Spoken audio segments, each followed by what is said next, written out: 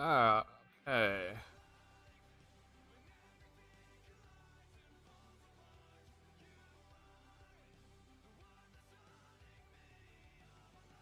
Alright, that's better. Cool. Alright. How we doing, y'all?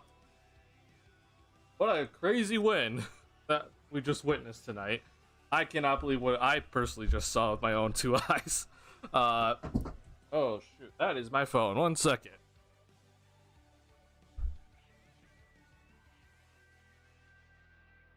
What the hell is happening in the universe right now? Because this is not supposed to happen whatsoever, but we just witnessed the Bulls win over the Milwaukee Bucks, which in general is not supposed to happen. Like, the Bulls never beat the Bucks. That's not supposed to happen ever.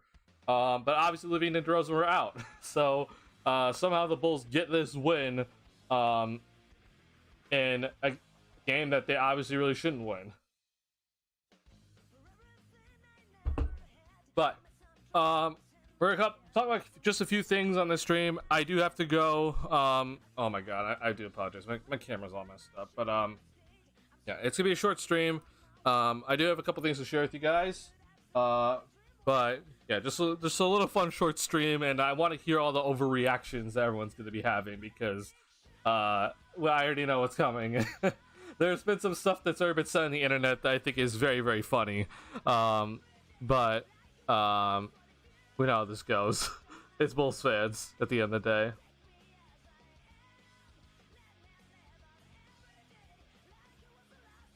Alright, sorry, making sure with all my audio. I had to change a few things on my computer. And also, I hope you like this music. This is a new music track that we're trying. It's DMCA free music, so I'm hoping things work out alright. I hope I don't get DMCA'd, but try something different tonight. Couple things that I'm hella impressed. I'm honestly hella impressed with a lot of these players tonight from the Bulls. There's a couple things that I think I do want to point out, just like kind of just crazy stats that I was looking at throughout the game. So first off, this happened. Oh, sorry, that's in white. This happened. I'm not ever used to seeing Lillard have 7 turnovers in a game. That's not ever supposed to happen. He also did have 13 assists, so I guess he still had a positive assist to turnover ratio, but this is just not supposed to happen. So this happened. Giannis having 5 turnovers, that's not abnormal. But then, 3 of 10 from Middleton, 7 of 16 for Lillard, 7-19 for Beasley.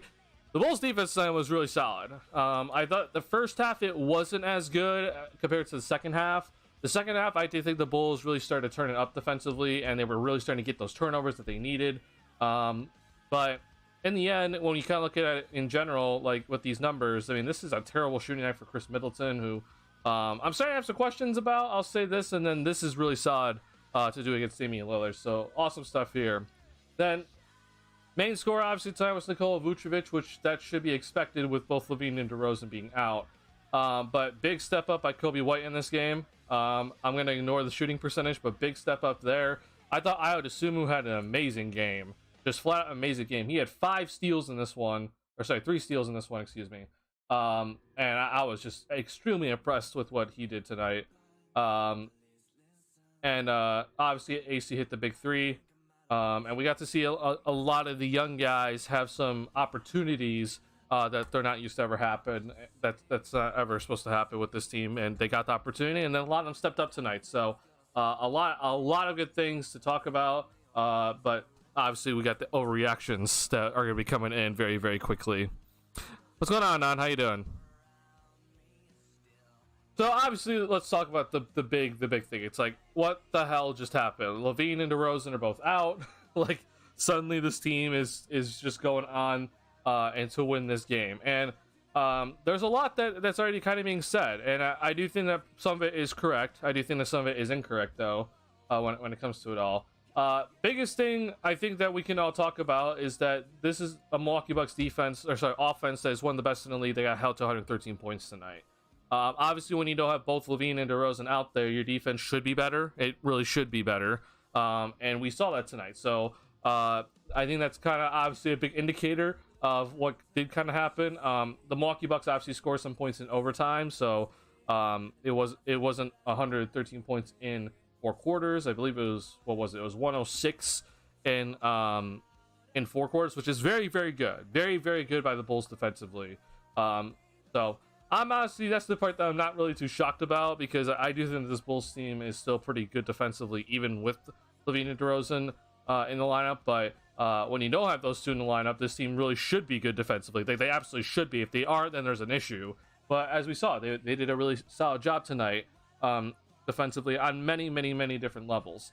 But the big thing, it's like, what the hell happened offensively? And I think that there's a couple things that we need to know. First off, let's just look at the shot chart by this Bulls squad, okay? So that's 98 shots by the Bulls, and you just see the amount of threes that they took. There were some mid-range shots, especially like on this area, that I'm just like, we don't need to even take those, but we still saw it tonight. But when you don't have the mid-range master and DeMar DeRozan shooting a bunch of mid-range shots, then this is kind of what you get, right? You kind of get an actual, a modern-day shot chart in a sense. Now, I will say, though, even though that the Bulls had overall better shots, you could kind of still tell the personnel wasn't too good out there tonight, because the Bulls shot 38% in the first half, and they only put up 49 points, which is still, yet again, it is disgustingly bad. That is a bad stat to have if you put up 49 points in the first half, and you only shoot 38% from the field. That's just terrible. I'm sorry. It's just, unfortunately, it's terrible. But the second half, that turned around, and I'm really happy to see that it turned around in the second half, because it was almost necessary. And the Bulls, what they end up shooting, they shot 45% through overtime as well. Not bad, man, and that's not bad. So I was happy to see the Bulls finally kind of turn around their shooting woes from the first half, because I have to say it, I'll be real, I'm not gonna rain on this parade too hard, but the Bucks defense was god awful tonight. And I think this is sort of becoming the question with this Milwaukee Bucks team is like, are they actually going to be good defensively? Because we're seeing some times where they don't look that good defensively. And obviously when you lose Drew Holiday, that's a big, big, big blow to your defense. And we know that the Milwaukee Bucks defensively over the years have been very, very good. But this is not including tonight's game. But you see right here, the Milwaukee Bucks right now, they are ranked 20th in the league in defense, basically on par with where the Bulls are for the season. So it kind of is like one of those things like, hey, defensively, Milwaukee, you're looking pretty bad right now. And I will say, I am a little bit concerned. I was pressed by young guys a lot. I was as well, yeah. Oh, we also had some good reads, but but they didn't get converted. I also think Kobe White's overall shot chart and shot selection and decision making was really good tonight. I just find it funny that he went 7 of 20, and yet he made that ridiculously falling away 3-point shot, and still like near the end of regulation over Brook Lopez. He made that shot, but then I also thought he missed a few gimmies at the rim, you know. But yeah, I think Kobe, like you said, he had some really good overall decisions tonight. There was that 1-3 that he did take with about like 4 minutes left to go, and the Bulls were sort of like, you know, they were looking pretty good. If he made that 3, like, I mean, the game might have been over at that point, but he took it, and he obviously shouldn't have taken that. But I mean, I'm not going to be holding that against him. Like, I think a lot of people hold, like, because the crazy thing about it was that Casey Johnson was like tweeting about it. Like, he was tweeting about like the Bucks are on an 8-0 run since Kobe White took the shot. And I'm just like, bro, like, come on. Like, it's one shot. I understand, you know, it's crunch time, and they got to be better with the basketball, but it's also, I'm not going to be too hard on it. So, but you're right. I think Kobe, even though he only shot 7 of 20, I think he had a pretty solid game overall. Yeah. Dallas Singers was nuts. Yeah. Oh my God. I cannot believe he hit the shot. I was just like, oh boy, because here's where it always comes down to when things do always hit the fan with this team or any team that is like in the rebuilding mode and they don't really have like a go-to dude. Okay. I think this is something that a lot of people still don't understand. Like, well, like the Bulls, they played pretty well tonight, right? Like they played team basketball, and like you're definitely right. Like, I mean, I'm not saying you're wrong in this sort of sense of, well, look, the Bulls had 32 assists tonight. They had 38 after that. Alex Caruso made 3, right? The thing is, though, is that the Bulls, when we look at it in general, okay, the Bulls only had 106 points at the end of the regulation. That's still not good. And I talked about it, you know, with the first half score, right? They only had 49 points in the first half and 38% shooting. It's not good. It's still just, it wasn't good in the end. And I thought that the Bucks played disgustingly bad defense tonight. And you only put up 106 points in regulation. And that's because Caruso made a 3, right?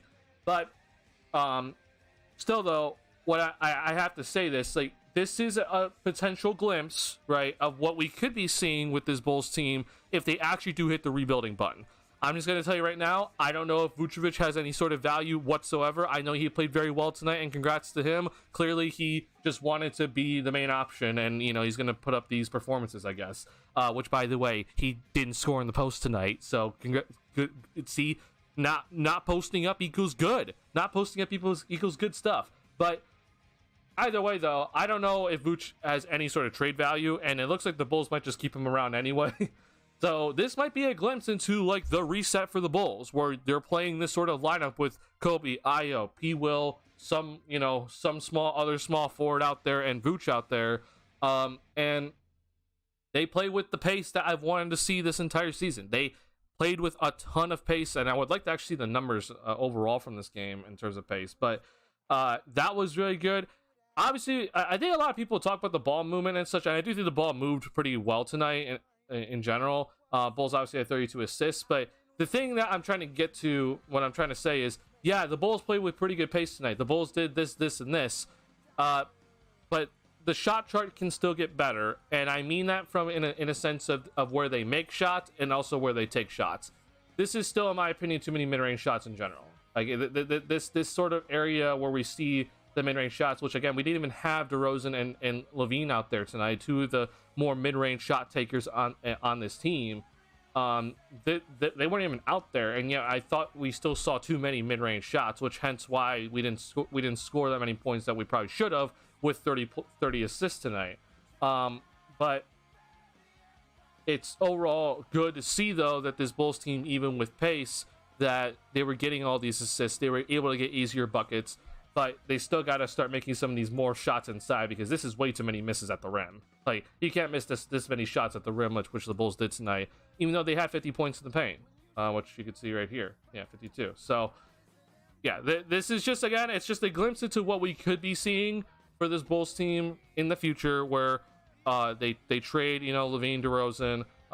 They might be just kind of stuck with Vooch, and they might be able to snag out wins like this. But I'm also here to tell you that this is not going to be consistent whatsoever. Like, they're not going to be able to win with this group out there consistently, especially if they face a better team defensively, because the Bucks, like I said, they aren't good defensively at the moment.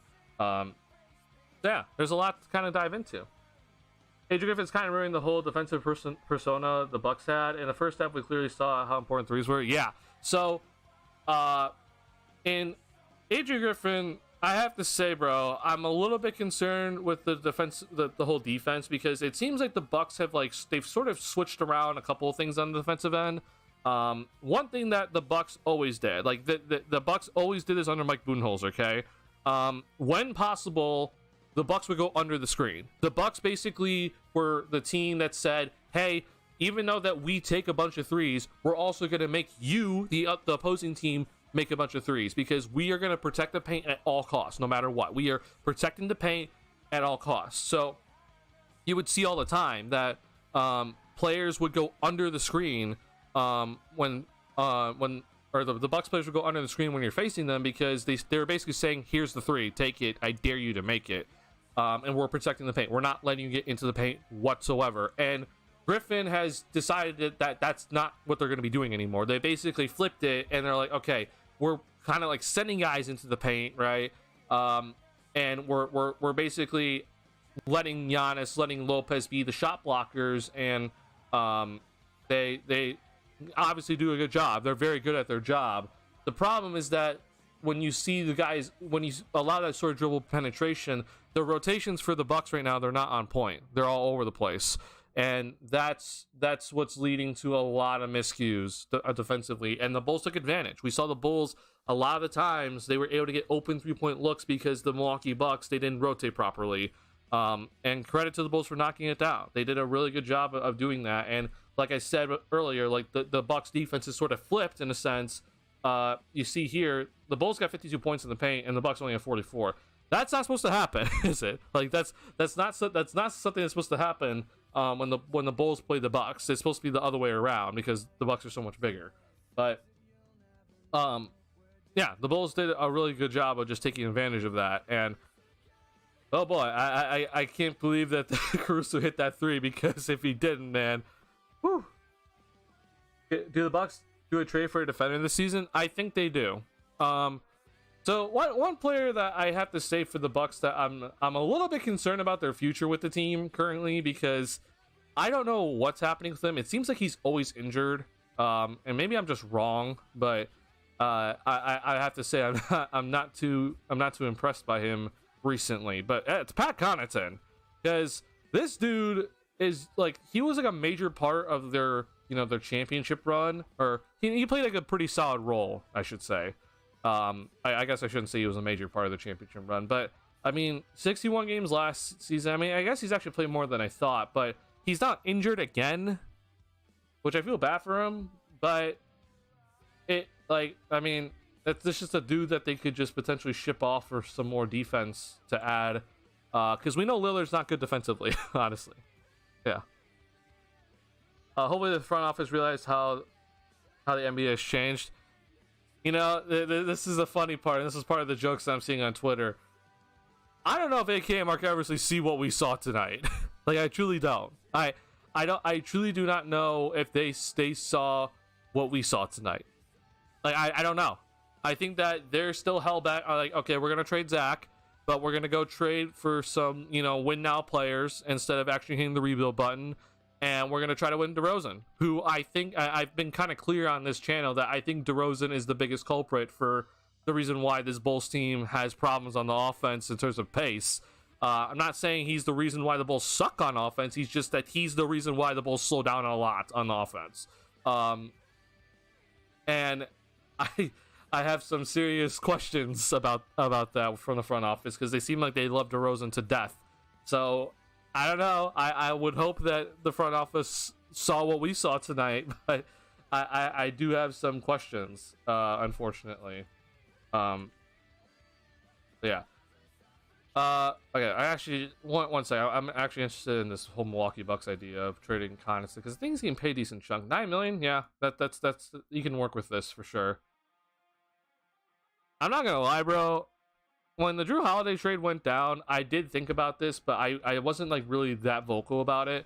But I don't know how it would have been possible because like you'd have to sign and trade Chris Middleton with how things were going. But like, would you like? I'm just being kind of real. The Bucks probably should have been more interested in trading Middleton than trading Drew Holiday because Drew Holiday has been humongous the past year and a half for the Milwaukee Bucks, and then obviously when they won the championship, he was huge. Like he was insane for the Bucks in that championship run, especially that Game 5 that he had. So if their defense is looking this bad because they have Middleton, who I don't think is a good defender on Milwaukee, and I also we know Lillard's not a good defender. And then they added Malik Beasley, who I think is a little bit underrated defensively, but he's not in any way good defensively. Like they're gonna have to figure some stuff out because it's not looking great right now on the defensive end for them. So they're gonna have to go out and get their perimeter defense, and maybe it's trading Pat Connaughton, unfortunately. So we'll see what they do. But yeah. All right, let's talk about some certain players that I really want to talk about, and then I'm just gonna end stream very quickly after that. Okay, so first off, Io DeSumo. I've been pretty adamant in saying that I want Io here if the Bulls do hit the rebuild button. If you guys do not know who Keith Smith is, he is in charge of Spot Track, this website here that I use a lot all the time, and they do a very good job on Spot Track in terms of the salaries and everything. Keith Smith wrote an article about how the Bulls can do the rebuild, and he did all these trades that he drew up all these trades, put them in an article that were really solid in my opinion. So if you have not seen that article, I'm gonna actually pull it up right now. It's a very good article in my opinion, and actually, because you're here, Noel, he actually mentioned trading Vooch to the Clippers, so I think you'd be very interested in that too, because you might be right. Vooch might be going to the Clippers soon, which I wasn't too sure about it initially, but you might honestly end up being right here about potentially Vooch getting shipped off to the Clippers. So good call on that one, on Noel. So here's the article, okay? But I'm just gonna pull up the article here on stream. One of the things that he put in here about a trade was trading Io, and also trade Dalen Terry, and then he said trade him to the Cavaliers, which I find interesting because they said for Isaac Okoro, who, I mean, we could argue who's the better player between Isaac Okoro and Io DeSumo. I'm gonna guess it's probably Okoro, but just barely. But the reason why was for getting money off the books, because Okoro's on a 1-year contract, but DeSumo's on a 3-year, and so is Dalen Terry. I just think that, like, the way that I would do the Bulls, okay, so let me just follow Keith Smith's idea of trades. So the first trade here that he pulled up was trading Zach LaVine to the Pacers, it was actually the Vooch trade. Hold on, cancel. Which I have to go and do something different, unfortunately. Hold on. So it's a bit of let me trade Terry Taylor instead here. Okay, hold on. That's not what I want. Okay, we'll do it this way because things decide not to be working with me. Okay, so we can't trade Terry Taylor, but I'll just trade Vooch because Terry Taylor is basically minimum anyway. And the Bulls, they would get back Ivica Zubac, like you said, Noel, which you 100% called this. So big props to you. Russell Westbrook, which I can't do that in the moment. And then Amir Coffey, which I'd be very happy if we got Amir Coffey out of this somehow. So this is basically the deal, okay? Then he decided to trade Zach LaVine to the Pacers. So here's the trade to the Pacers, okay? So Zach goes to the Pacers. We get Benedict Mathurin in return. I think actually I have to make this a 3-team deal, don't I? Yeah. And then it's gonna be the 76ers, he said. Hello, Philly. I'm blind.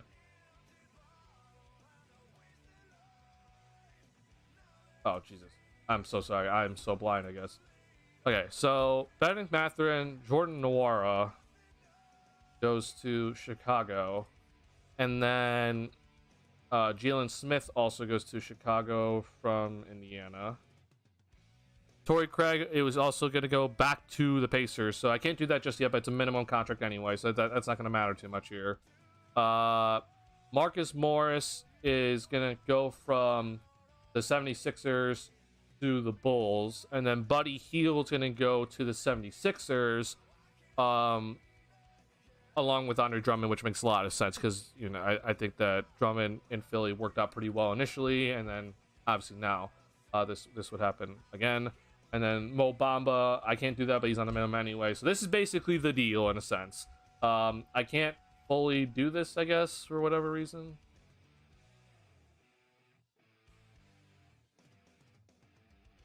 Oh, I forgot. Okay, sorry. I guess it all reset when I when I add the third team. So this is basically the deal, okay? So I'm just going to do this, and then the last deal that Keith Smith had for DeRozan was straight into Memphis, and we talked about this actually on stream. Like, we did this exact deal on stream, which was about the Luke Kennard and Brandon Clark stuff, and then we somehow get a first-round pick from Memphis out of this. I don't know how this is possible, but I guess, you know, Memphis could be desperate at this point. So this would be the new look Bulls in a sense, but if you kind of just look at this already, the Bulls, with just these deals alone, this is without trading Alex Caruso, okay? And then this is not even mentioning how Marcus Morris would be easily just, like, released on a buyout, okay? So I'll just reduce the cap number to, like, let's just say 12 million, okay? So I'm just guessing, all right? But, like, you could just see here that the Bulls have already, just from this stuff alone, they've created so much cap space in just this stuff, right? They've created so much cap space for not just the now, but for the future. And this is the reason why I'm like, I don't think we need to trade Io just because, like, we need to get his money off the books in the future. Like, I think that just doing these trades alone that Keith Smith has brought up and has already talked about, like, this is going to create enough cap space for the Bulls, not just for now, but in the future for them to work with. And again, we're not even talking about potentially trading Luke Kennard, who I think would honestly just be gone. We haven't even talked about trading out Alex Caruso in this sort of situation just yet. So it just shows you, like, I think that the Bulls could have a lot of wiggle room anyway. And I would keep Io personally. So that was a whole rant just to say that I would personally keep Io. Right here, professional. I called two of these. Yeah, you did. You called. You basically called the Clippers trade. Yeah. I guess I'll take some credit for the Memphis trade, because I think that was, like, I was saying that I think that if there is one team that is desperate for DeRozan, it is Memphis, because they've had some very, very tough situations over there, and they're losing. Like, they're worse than the Bulls right now, in terms of record-wise, and obviously injuries have killed them with the Ja Morant suspension. So I do think that the trade that we've drawn up in terms of the Kennard and Brandon Clark deal, I think that's possible. I don't know if the Bulls get a first-round pick out of it, but I think it's possible. And then obviously Zach LaVine to the Pacers. I don't know. We'll see if that actually does happen, because I don't know if the Pacers really want Zach at the moment. But, like, because it doesn't make much sense to me, because the Pacers already have the best offense in the league, and then you're going to get an offensive player. Like, that doesn't make much sense to me. I don't understand why they would do that. I would think that they would trade Benedict Mathurin for, like, an OG Anunoby instead. But that's just my opinion. But I still think that the Bulls would be able to trade Zach and not have to take a bunch of money back in return. Like, I still think that's possible. So, or obviously, you know, cut a bunch of guys or trade away guys immediately after they do the trade for Zach. So I'm just trying to show you that, like, I think that there's a lot of cap space being made with these deals potentially, and I'd be all for it. Like, I think that that's a really good idea. But I'd keep Io. Like, I personally, I'm keeping Io in this sort of situation. Because we saw this tonight, okay? Io tonight, he is really starting to show me that he can really be like a plug-and-play player. I thought that he played a lot of good point guard tonight. Like, and I've been back and forth about Io. Like, what is he? Is he a point guard? Is he a shooting guard? His rookie year looked like a great point guard. And then he's been more of like a shooting guard this year with his success. But he looked honestly really, really solid with the ball in his hands, and not just on an open floor, but also in the half court sets. And he was making really good decisions overall. And this is part of like what's been helping Kobe to be Kobe, is that Kobe's been able to just do catch and shoot threes instead of having to do the step back threes, right? So I personally I'm in favor of just keeping Io around. I think tonight shows why. He can be like a plug and play player. If you need him to start, he can obviously start. If he comes off the bench, he can play either guard position. And we already have him locked up on a contract for very, very cheap, in my opinion, for a dude that is been what at one point was one of the best perimeter defenders in the league according to the numbers. For $7 million a year for Io DeSumo, I'm keeping him around. So I just want to say that. But now we're gonna talk about Patrick Williams immediately right after. I don't know, the Pacers trade Benedict. They don't really have the speed of the process. They could I don't know if they pull a trigger for Zach. Yeah, like I agree with that in terms of like I don't know if they trade for Zach, but I think the Pacers would be interested in trying to get like a star type player to pair alongside Tyrese. Now, is that Zach LaVine? I don't know, because it like a team that wants Zach, they're having problems offensively. The Pacers don't have any issues offensively right now. There's no reason to do such a thing, in my opinion. But I can definitely see them trading Benedict Mathurin for someone else.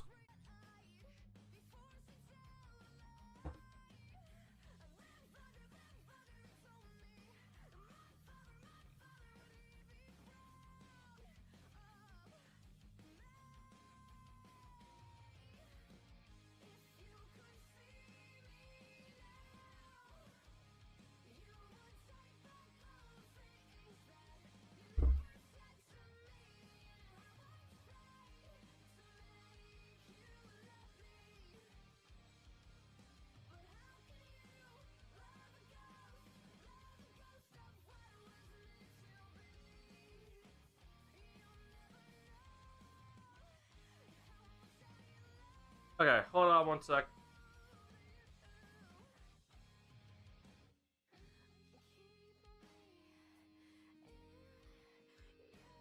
Sorry, y'all. I just spilled Gatorade.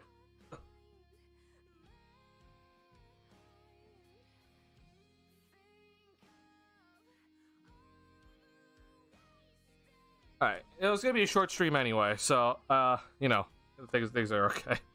Alright, I'm good now, thank you. Okay, sorry. That wasn't my internet. OBS just decided to crash. I had to task manager OBS. I don't know what happened. So I do apologize about that.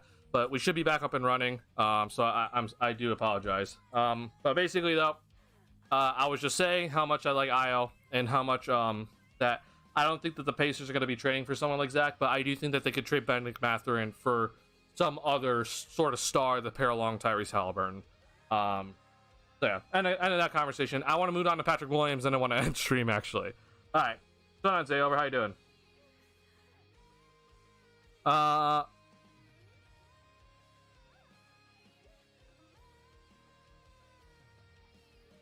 Want to just like this team, but be a championship team without the main two players? Oh no, yeah, you're right.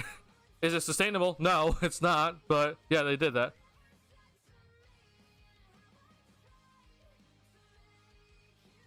Does this win have any implications on what will happen to Zach tomorrow? Also, I really do want to let go of Caruso.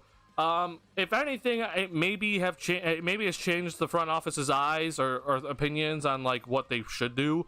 Like, I think that Zach was already gone in the first place. It's like they were gonna trade Zach LaVine no matter what. Like, I think that was like gonna happen, but maybe this opens them up to trading DeRozan, which they should. They should trade DeMar DeRozan immediately after Zach's traded. I mean, if the Memphis Grizzlies are willing to do this trade that I talked to you guys about, that Keith Smith has also put here with the Brandon Clark, Luke Kennard, and the first round pick, if they're willing to do it today, you do it today. But I like I said, I don't know if the front office has like I feel the front office loves DeRozan to death and that they don't want to trade him. But I would trade DeRozan immediately, personally. But I'm hoping that's what this win today showed the front office. Like, trade DeRozan, please. Like, you're already going to trade Zach, so also trade DeRozan. That'd be a good decision. If you're stuck with Vooch, you're stuck with Vooch. You know, you can deal with it. But trade DeRozan. That'd be a very good decision. Also, I do not want to let go of Caruso. I understand you don't want to let go of him, but it does matter what the potential return is for the Bulls, because this was, for example, this was the return that Keith Smith thinks could be a potential possibility for the Bulls, which is Dyson Daniels, Kira Lewis, and a first-round pick from New Orleans, which is from Milwaukee. Okay, I'm just gonna tell you right now, if the Bulls got this sort of offer for Alex Caruso, you take this immediately, pretty much, unless you're gonna try to up his value even more. But personally, I'm just gonna tell you right now, if this is what the Pelicans offer me for Alex Caruso, I'm taking this deal. As much as I love Caruso, and as much as people want Caruso to stick around,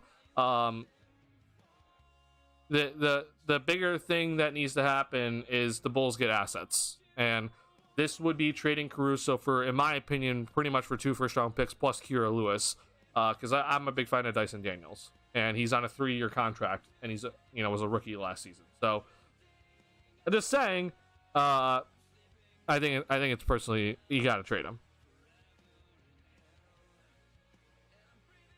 Not for the trade with the Lakers for Reeves and other players. What trade specifically are you talking about?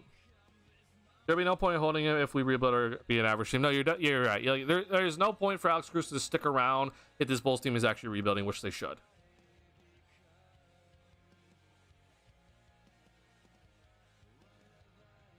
Yeah, I agree with you, Ryan. I personally would trade Vooch. Like, just me personally, I think that Vooch, like, even if you're trading Vooch for like nothing, right?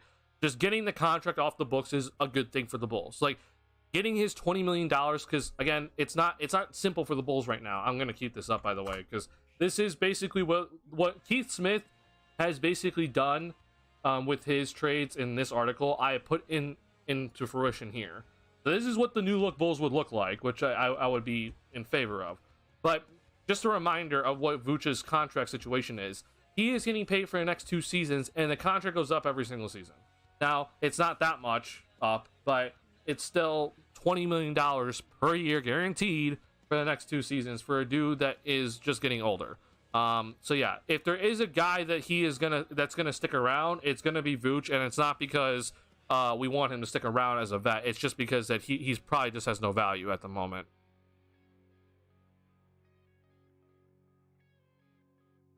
My fear of having just young players in the rebuild is look what is happening to the Pistons. So I am also scared of that, and that's kind of the reason why the Pistons are a prime example of why I'm usually not in favor of a rebuild, which is the reason why I was saying, like, I want to, I'd keep Zach and trying to figure it out, but obviously Zach wants out, so you're rebuilding now. But you're right. I mean, I do think that not having that good vet around does screw over a rebuilding team. However, here's what I also will say. The Pistons are a prime example, in my opinion, of them getting screwed over in the draft lottery, because they got a first overall pick, which is great. They got Cade Cunningham.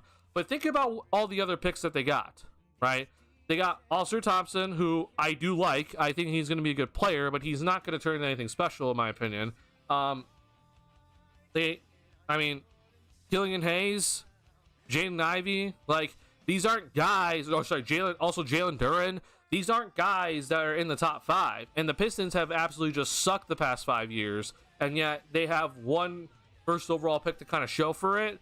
And they didn't hit in the Wembanyama draft. So this shows you where I do think that even if you do have a good veteran presence, because remember, they have Bojan Bogdanovic over there. It's not like they're just kind of going out there with like nobody. Like they have some guys over there that are pretty solid veteran players. But it also just shows you that a rebuild could be stuck in rebuilding stage for the longest period of time if you don't hit on the draft lottery in multiple years in a row. I'm not saying you need to get the first overall pick multiple years in a row, but you got to probably be top 3 2 years in a row for you to really launch your rebuild into the right direction. And so I think for the Bulls, though, it is probably the best option. But also for the Pistons, just to point this out, what they didn't do correctly is that they did not get any sort of value back for the players that they traded. They traded for Blake Griffin, right? And then Blake Griffin's value went down, and then they traded him away, right? So they got basically nothing back for the players that actually had some sort of value on their roster when they had them, right? Therefore, they're stuck at square one in the rebuild when the rebuild actually happened, and they were just depending on the lottery to bail them out, and it hasn't bailed them out so far. So it shows you what can go wrong, and that's the reason the Bulls need to cash in on their assets now, because I think DeMar DeRozan's value is just tanking at the minute. So do it quickly.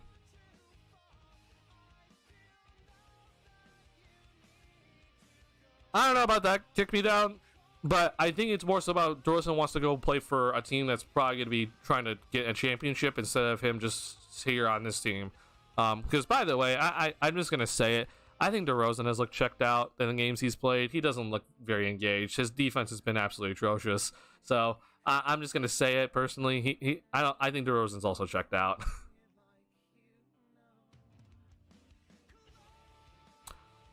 Austin Reeves' value is inflated in my opinion. He's playing with LeBron and AD. Obviously, both of them have huge gravity. I agree. Yeah. I'm laughing at the Pistons because Tom Gores and the Clown Show is the one ownership that's worse than Jerry. Oh yeah, it's terrible. Yeah, it's damn awful. And the thing is though is that I like Troy Weaver and what he has done in his time as a general manager. Okay, but it also just shows you how much that some general managers, they solely rely on getting like a good draft pick, and I don't know how much actual work they do to try to maximize every single draft pick that they get. I like some of the players that they have. I like Jaden Ivey. I like Jalen Duren. Are they going to turn into star players one day? No, they're not. And it just shows you the problem that rebuilding can have, especially when you don't have a general manager who's going out and trying to find little hidden stars later in the draft, right?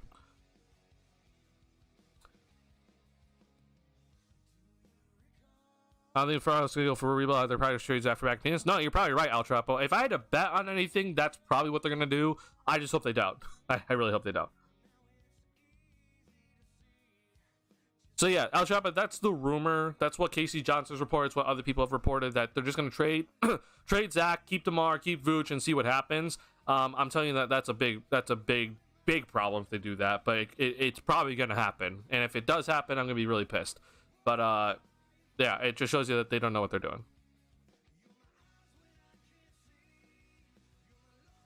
Does you guys think it'll just take time for the Pistons? The Magic essentially were in the same shoes last year. They took a huge leap this year. No one expected that this year. But the Magic also, in my opinion, I'm actually concerned about the Magic too at the moment, because I understand they're taking this big leap right now, but for them, they got Banchero. They also were able to get Franz Wagner for a later pick, right? They did the job, in my opinion, that the Pistons didn't do, which was make sure that they were able to get some sort of good young talent later in the draft. But also, here's the main thing that the Magic did that the Pistons did not do.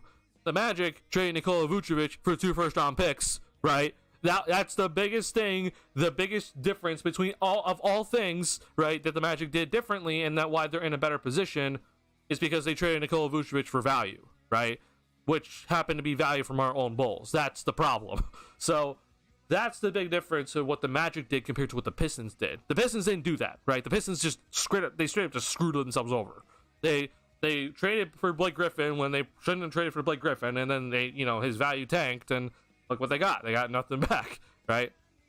So that's the big difference. You have to cash in on your value that you do have currently with the team, right?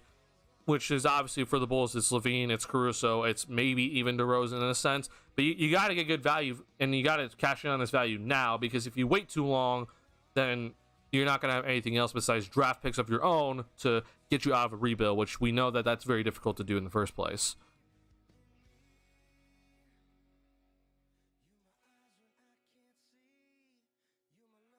What do you believe?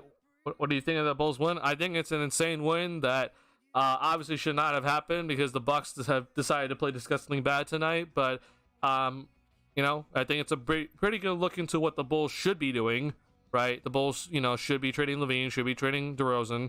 They should be playing with more pace and everything, and playing the young guys, which I'd be all in favor for. But we know that the Bulls aren't going to do that. So, yeah, that's the problem.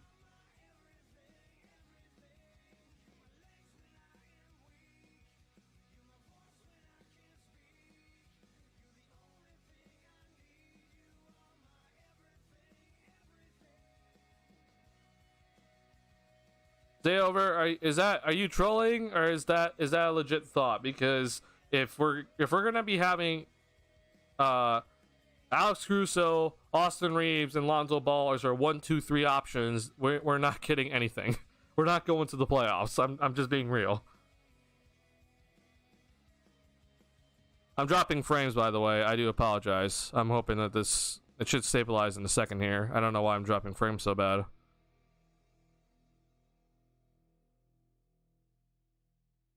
Phil's looking really good. He's already getting more minutes than Terry. Yeah, I agree. I think Phillips is looking pretty solid.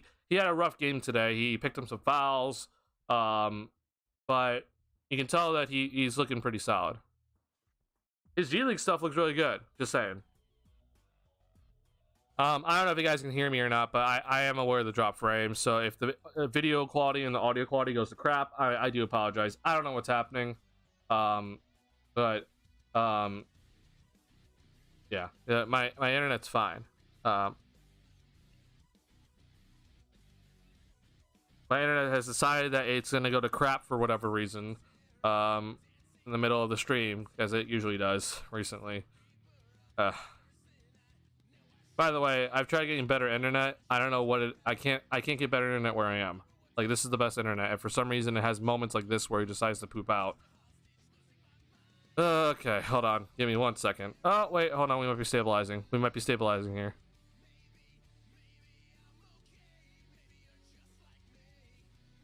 No, we didn't stabilize.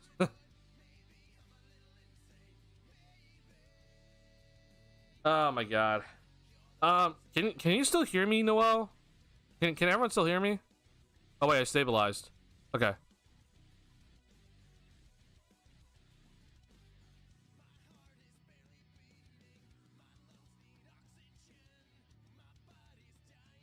Nope. We're back to 0. Okay, you guys can still hear me even through all the garbage that's happening right now. Okay.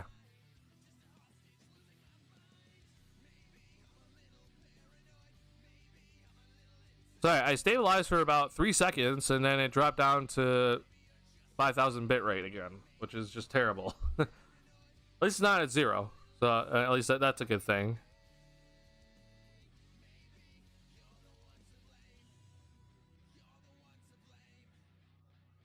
Okay, you know, I was about to switch to my hotspot, but I'm just not gonna do it because I'm gonna be ending stream soon anyway. Appreciate y'all hanging out with me tonight on this crazy Bulls win, which the Bulls should be doing this anyway. They should be trading Levine and DeRozan quickly, but we're not gonna get that unfortunately until probably next season. So, or maybe we don't even ever get it. But who knows? But all right, I want to talk about one more thing, and then I'll end the stream here. And hopefully my internet stabilizes. I don't know what's happening here. Hold on. Let me try one thing. I'm gonna turn off the music. What are you gonna say about Patrick? Yeah, I want to finish about I want to talk about Patrick, and then I'm gonna finish stream here.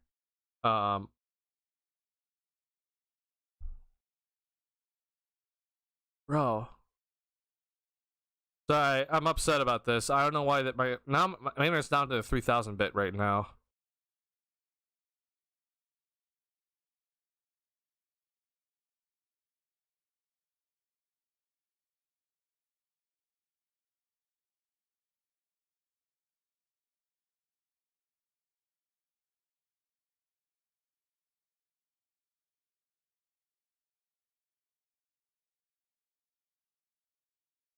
Okay, we should be better. I switched to the hotspot. I wasn't gonna take it anymore. Okay, this should be better. Just make sure that, just tell me that it's better, just so I know that it's better. I'm sorry, I don't know what's happening with my internet. Not stars as role players. Just saying that high energy play defense decent. They both can shoot the 3. Oh, okay. So yeah, you're right, Zayover, that both Reeves, Caruso, and Lonzo, if he ever does come back, that's nice. That's really nice overall role players. But I don't know about.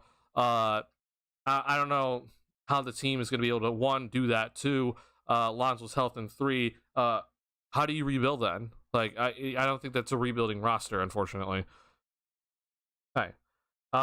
Fuji going for 30 tonight, good win, but the path is still rocky and uncertain. Oh, I mean, look, this team, what we saw tonight, the Bulls are not going to be winning with this team consistently. I'm 100% certain that this team is not going to be winning against championship quality level teams every single night. It's not going to happen. But what can be sustainable from what we saw tonight is the pace, the fast play, the shooting more 3-point shots, the willingness to actually play in transition. That can be consistent. But again, though, it's not going to lead to wins like we saw tonight consistently. Yeah. Am I going crazy? Yeah. All right, but it's better. All right, thank you. I appreciate that. Okay, cool. And it's just a jungle of clogged pipes. Call the plug. Yeah, honestly. We do have players we already have. No, I agree that we can develop those guys, but let me tell you, though, Zayover, when it comes to Patrick Williams, to Kobe White, and Ayo Dosunmu, I don't think any three of those guys are going to be becoming stars. Like, not a single one.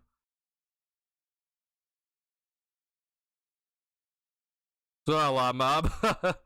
I did see that, and that's why we're streaming tonight. Yeah, it's insane. Hey, the Bulls should be trading DeRozan and LaVine ASAP, and then I would also trade Vooch personally, but I don't know if that's even possible to trade them at the moment because of the current market value, but yeah, trade them ASAP. Denver did it. Why can't we? Because we haven't drafted well, and that's something that AK has still yet to show that he can do correctly.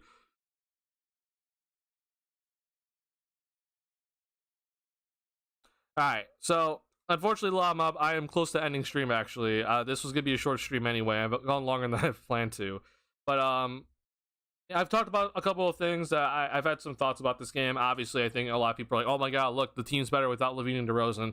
They're not better without LaVine and DeRozan. Like, they're not going to be winning more games without LaVine and DeRozan, but the team would be going to the right direction without LaVine and DeRozan. Like, that's the correct direction to go without LaVine and DeRozan, and also without Vucevic. Go in that direction, which we saw tonight.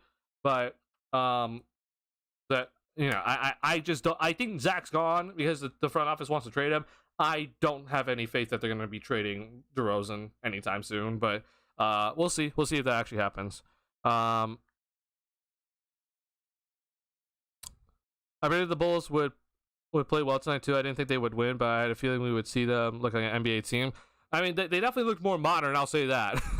The problem is, I will say that my main issue with tonight was that, one, Milwaukee's defense looked absolutely stupidly bad, but number two, the Bulls, they only had 106 points in regulation, which is like, that's similar to what we've seen before, right? But they had 30 assists, so that was the good thing, I guess. So it just shows you that the team personnel with this current squad, it's not good. Putting up only 106 points in regulation with 30 assists is not good. You need to score more than that. But obviously they played a little bit more team ball, and they played a little bit more modern. So yeah, and obviously with more pace, which is the big thing. That's the identity that they can have, even with it all. I think it was solid young talent who could develop role players with decent stars. In my opinion, we should go through the draft trying to get that number one option while maintaining good cap space. No, that's my plan. Also, Noel, I agree with it. That's definitely my plan, because with Williams, with Dosunmu, with Kobe White, with Julian Phillips, and with anybody else that you would want to consider from this current roster, none of them are going to develop into stars. I think Patrick Williams could become a future starter. I could see that. Same thing with maybe Ayo and Kobe, but I do think that both of them are probably more relegated to the bench roles. But like, these guys are not developing into stars. They're just straight up not. It's just facts at this point. They won't be winning without LaVine and DeRozan, but losing is part of the growth process. As the Spurs 3 or 4 years. No, you're right. You're definitely right.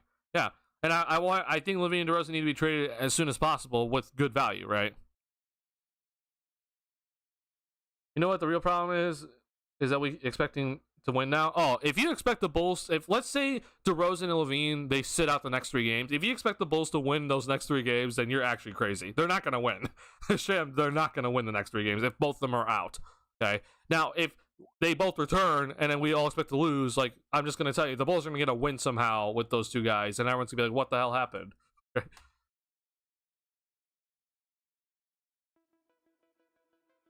I guess New Orleans now. New Orleans and the Pelicans. I mean, sure, you could ask New Orleans, but I think that when it comes to New Orleans, there's some other things that did happen that kind of helped them. But yeah. Pelicans are reaping the fruits of past losing seasons now. So I personally wouldn't use the Pelicans as the example of like why you should lose. Okay. I think obviously the Spurs are the biggest one. I think the Magic are probably then the second one. But the Pelicans, they had the 8th best chance of getting Zion, and then they got him. So it wasn't like the Pelicans did that. Like they didn't build through the draft necessarily, right?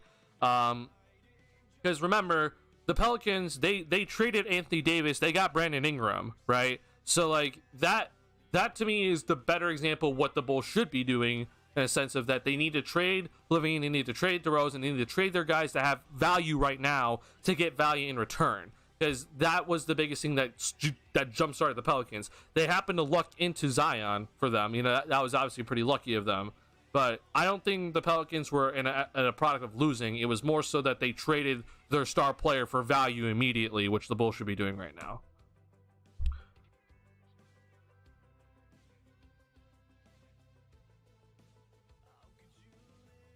So, quiz the Billy stepped up his coaching. Was at the Boston game 16 rows behind the Bulls when Billy walked out. Like, man yells, Billy, you suck. Damn. El Chapo got Billy Donovan to coach better, I guess. Spurs are a better example. They are, yeah.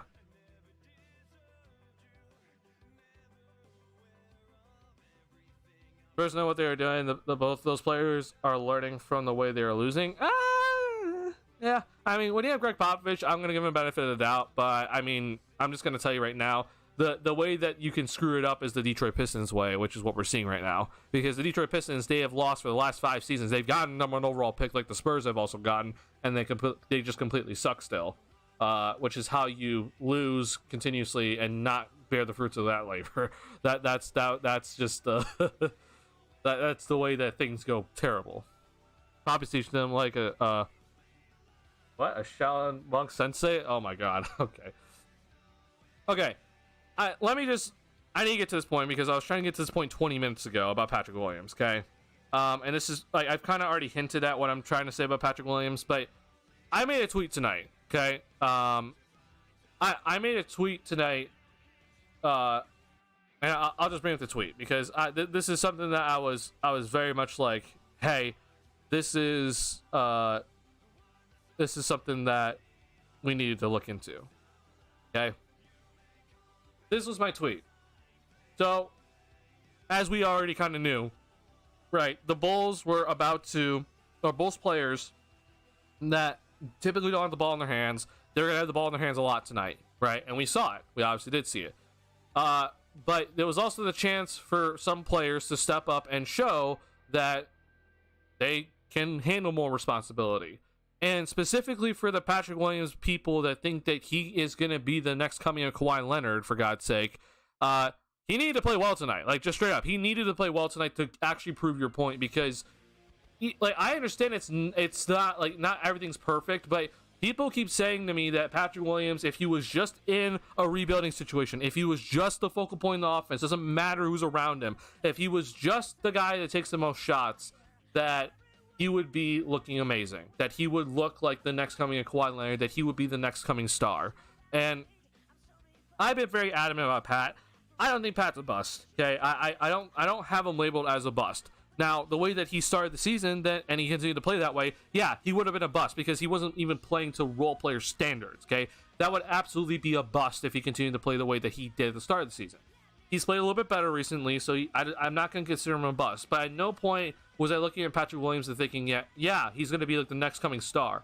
To me, Patrick Williams is always like a solid 3-and-D starter as is like his peak level that he could reach. He was never going to be a superstar that a lot of people think that he could become. And if he was actually going to if he's going to actually become this sort of player that people think that he can become, right? He had to show in a game like tonight that reason why that people think this way. He didn't do that tonight. And I made one of my biggest points about this tweet that I made was that it's against an actual NBA starting lineup. Pat's gone off for, he's had that game against Minnesota, right? He's had some preseason games where he's gone off completely. But I made it very clear that was either in games that didn't really matter or against lineups that weren't actual NBA starters, okay?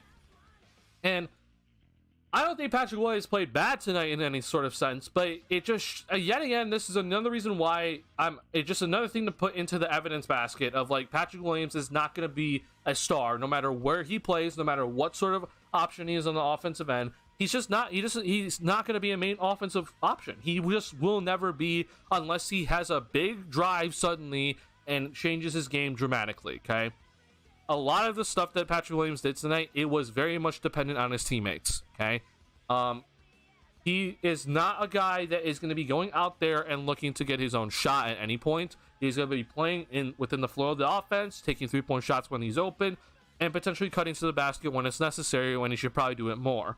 But it just further points to what I've been saying. Pat, he's not going to be a future star. So, because of that, some decisions are going to have to be made here for Patrick Williams, okay? And I'm a little bit interested to see what the Bulls do. Because here's the roster that Keith Smith himself, okay? This is Keith Smith from Spot Track, who runs this website, all right? This was the ideas that he has put into an article. I have put them into the Bulls roster currently on Spot Track, okay? This is the lineup out there, all right? This is what, if the Keith Smith plan would actually come to fruition, this is what it would look like, okay? The thing is that Patrick Williams is a free agent this upcoming offseason, and while the Bulls have $41 million in cap space from what Keith Smith has already drawn up here, and this is without me trading Alex Caruso, by the way, I still think that the Bulls might be just interested in just kind of letting Patrick Williams walk this offseason, especially because he's going to be trying to still be like, I still deserve more money. I look at what the other players around the league that are similar to me are getting paid. I deserve more. And for the Bulls that are actually, if they actually do decide to hit the rebuild button and go the way that we want them to go, I don't think Patrick Williams is a guarantee in staying whatsoever. And I think it might actually be in better interest for the Bulls to either, one, let Patrick Williams walk, or two, find a sign and trade for him, because his money is going to be taking up cap space that would be cap space to take back contracts and get a first-round pick out of it, or it's potential cap space for the Bulls to go after some other sort of restricted free agent maybe that is not going to get paid by their current team, and the Bulls can potentially snag him up. Also, the Bulls, if they do this right, no matter what, they're getting a first round pick in 2024 that is their own, okay? And if they've played bad and they've lost enough games, that it should be at bare minimum, it should be top 8 in my opinion. But you know how this goes with the Bulls. I'm just gonna say it. I can easily see some future first round picks playing over Patrick Williams if he was still on the roster. And why would you pay a dude that is just gonna be back on the bench anyway in the rebuilding type scenario, that his skill set could probably go help a team that is looking to actually win now? Because I do think Pac is more of a 3-and-D type player. It's just some thoughts I wanted to put out there and just kind of discuss and put it on stream, because I think that it's something that I don't think a lot of Bulls fans are really thinking about, that the Bulls could just let Patrick Williams walk this offseason, and I would not be upset at it. But I understand that some people are like, wow, you're rebuilding, but you're letting go of a 22-year-old. Aren't you stupid, Duncan? When it comes to a full-out reset, and especially in a rebuilding type scenario, I don't think any sort of player is like a guaranteed roster spot. Like, I don't think, even if you're on the younger-ish end, right, I don't think that you should be a guarantee on the roster, because this is a full-out reset. I've talked about that I would like to keep Io, because I think that he is on his way to still developing, and yes, he is 24, he's older, but I can actually see him being like a really solid player moving forward for the Bulls that could be potentially part of the core. With Patrick, I'm sorry, I just don't see it right now. And if I don't really have Patrick Williams in mind of being part of the core, there's not really much reason to pay him, and there's not much reason to keep him around. So just putting it out there for now. I am just kind of saying, like, who knows? And maybe the Bulls go in the in-between route, where instead of just, paying him a large chunk of money, but not getting rid of him, they give him like a 2-year contract or something. Just it's like a test out years, just to see what he can do. And kind of, maybe it's like a prove it, contract. But in the end, I'm just kind of saying Patrick Williams' future with the Bulls, even if the Bulls go into the rebuilding route, which we all think that they should, I still think it's very much up in question right now. And he has basically 62 games to prove me wrong now. This was the 20th game of the season. He has 62 games to prove me wrong. And prove to me that the Bulls should keep him if they decide to hit the rebuild button. So keep it in mind. Just saying. Well, things Terry was a charity case. Yeah, I don't think that specifically, but I would be very, very. I'm definitely interested in what the Bulls front office saw in Dalen Terry. Yeah, he was not sorry. He looked good in certain aspects of this game tonight, but he's not that guy. I agree. I definitely agree. Yeah. If I had to rate P. Will's star potential, it's like 2 out of 5. Okay, so when are we thinking in terms of percentage scopes? Because that to me sounds like you think that Patrick Williams has the potential, a 40% chance of becoming a superstar, which I would not rate that like any sort of possibility for Patrick Williams at the moment. Like I and that's just from your star system. But I get what you're saying, but that also sounds like you think that Patrick Williams has a 40% chance of being a superstar, which I just like. That that's also just not what I think about. Yeah. Well, I just remember Patrick's change of pace for a drive today. That was surprising. Did he catch your attention? It did. It definitely did. But then I also saw him miss a dunk today. Like, it's like, I don't know. There are moments with Pat that I'm like, hey, that looks pretty good. But then there are also moments with Pat when I'm like, what the hell is happening? Yeah. Never mind, much lower than that. Yeah. I mean, look, I get what you're saying, because like if you go off of like, how they scout players, with like star rating, like you're probably right. Like 2 out of 5 makes a lot of sense, because that probably means more of a, like, if we're just kind of reading that as like an actual scout, right? You're probably thinking, oh, there's like basically no chance. Like there's like a very small chance that they become an actual superstar. But when I think of that in terms of other numbers, I think that's a 40% chance, which I don't think that he's a 40% chance of becoming a star. Yeah. Deontay looks like he's going to pan out to be a power forward, small ball center. He looks yoked and too slow for small positions, like an Al Horford type. I can see it, but he's got to add some weight for sure. And I can see it because his dribbling is not there for sure. And then we keep Pat for at least 2 more years. Yeah, I mean, here's what I will say. And like, this is kind of like my compromise for people when I talk about this, okay? So, let's look into this, because I think a lot of people are interested in this. So, if there is ever like a prove-it type of offer that Patrick Williams can take, it would be this qualifying offer. The Bulls are going to give Patrick Williams this qualifying offer no matter what, okay? If Pat accepts this qualifying offer as like a 1-year prove-it deal, I wouldn't be mad at it. I wouldn't be upset that the Bulls accepted, like, brought him back for that. And I think that it would be kind of like a good idea for the Bulls to, do this sort of deal instead of giving him actual like a 3-year, 4-year contract extension. But the big problem with this is that he has a no trade clause for the rest of the year. If Pat accepts a qualifying offer, he has a no trade clause, and that's not something I'm interested in giving him. But if there is a prove-it type deal, it would be this deal. So I'd be okay with this 1-year type contract, or a 2-year contract that has a team option the 2nd year type contract.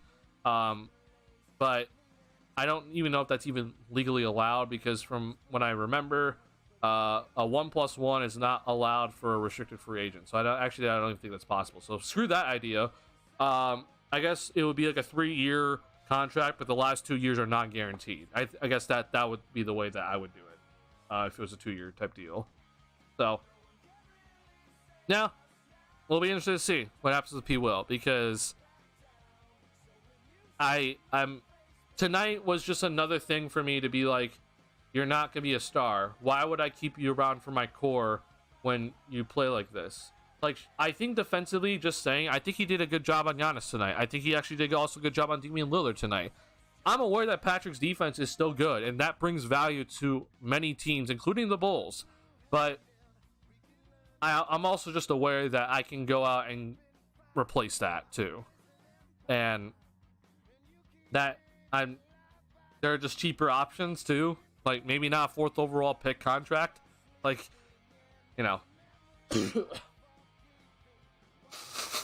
So, yeah, just some thoughts as I end stream. All right, Patrick Williams, he has basically 62 games to prove me wrong. go prove to me that you should be brought back next season. So that's that.